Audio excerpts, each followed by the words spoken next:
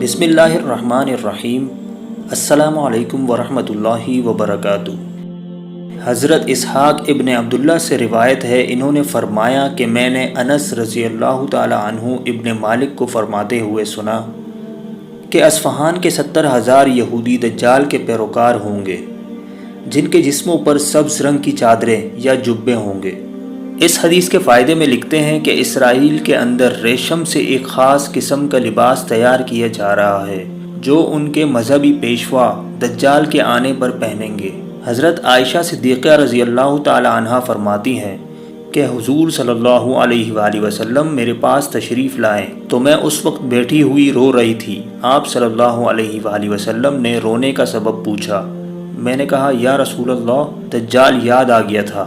اس پر رسول اللہ صلی اللہ علیہ وآلہ وسلم نے فرمایا کہ اگر وہ میری زندگی میں نکلا تو میں تمہاری طرف سے کافی ہوں، اور اگر دجال میرے بعد نکلا تو پھر بھی تمہیں خوف زدہ ہونے کی ضرورت نہیں، کیونکہ اس کا جھوٹ ہونے کے لیے اتنا ہی کافی ہے کہ وہ کانا ہوگا، اور تمہارا رب کانا نہیں ہے، وہ اصفہان کے ایک مقام یہودیہ سے نکلے گا۔ ناظرین، ایک اور روایت ہے، حضرت عمر و ابن حریث حضرت ابو بکر صدیق رضی اللہ تعالی عنہ سے روایت کرتے ہیں کہ انہوں نے بیان کیا کہ رسول اللہ صلی اللہ علیہ وآلہ وسلم نے فرمایا، دجال روئے زمین کے ایک ایسے حصے سے نکلے گا جو مشرق میں واقع ہے اور جس کو خراسان کہا جاتا ہے۔ اس کے ساتھ لوگوں کے کتنے ہی گروہ ہوں گے اور ان لوگوں کے چہرے تہ بتا پھولی ہوئی ڈھال کے مانند ہوں گے۔ اس حدیث کے فائدے میں لکھتے ہیں، دجال کے ساتھ ایک ایسا گروہ ہوگا جن کے چہرے پھولی ہوئی ڈھال کے مانند ہوں گے۔ کیا واقعی ان کے چہرے ایسے ہوں گے یا پھر انہوں نے اپنے چہروں پر کوئی ایسی چیز پہن رکھی ہوگی جس سے وہ اس طرح نظر آ رہے ہوں گے؟ واللہ عالم۔ ناظرین، اس حدیث میں خراسان کا ایک لفظ ہے جس کے فائدے میں لکھتے ہیں کہ خراسان کو دجال کے نکلنے کی جگہ بتایا گیا ہے۔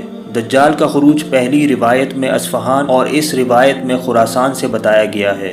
اس میں کوئی تعارض نہیں، کیونکہ اصفہان ایران کا ایک صوبہ ہے اور ایران بھی پہلے خراسان میں شامل تھا۔ خراسان کے بارے میں اس لشکر کا بیان گزر چکا ہے جو امام مہدی کی حمایت کے لیے آئے گا، لہٰذا حضرت مہدی علیہ السلام کے لشکر کے آثار اگر ہم پورے خراسان میں تلاش کریں تو وہ افغانستان کے اس خطے میں نظر آتے ہیں جہاں اس وقت پختون آبادی زیادہ ہے۔ لہٰذا قرائن کو دیکھتے ہوئے یہی کہا جائے گا کہ حضرت مہدی علیہ السلام کی حمایت کرنے والا لشکر خراسان کے اس حصے سے جائے گا جہاں اس وقت طالبان تحریک کا زور ہے۔ البتہ وہ روایت جس میں دجال کے نکلنے کی جگہ عراق اور شام کے درمیانی علاقے کو بتایا گیا ہے، اس میں بظاہر تعارض نظر آتا ہے۔ اس کی تطبیق یہ ہو سکتی ہے کہ اس کا خروج تو اصفہان سے ہی ہوگا، البتہ اس کی شہرت اور خدائی کا دعویٰ عراق میں ہوگا، اس لیے اس کو بھی خروج کہہ دیا گیا ہے۔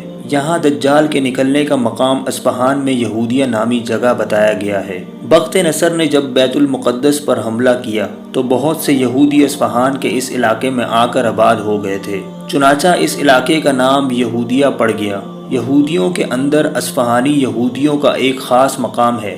ان کی اہمیت کا اندازہ اس حدیث سے لگایا جا سکتا ہے جس میں آتا ہے کہ دجال کے ساتھ 70,000 اصفہانی یہودی ہوں گے۔ پرنس کریم آغا خان فیملی کا تعلق بھی اصفہان سے ہے، اور اس خاندان نے برصغیر میں جو خدمات اپنی قوم کے لیے انجام دی ہے اور دے رہے ہیں وہ اس پائے کی ہے کہ اگر اس دور میں دجال آ جائے تو یہ خاندان دجال کے بہت قریبی لوگوں میں شامل ہوگا۔ اس کے علاوہ اور بھی بہت سی شخصیات ہیں جو اصفہانی یہودی ہیں اور اس وقت عالم اسلام کے معاملات میں بہت اثر و رسوخ رکھتی ہے۔ اللہ پاک ہم سب کو دجال کے ہر فتنے سے محفوظ فرمائے، آمین۔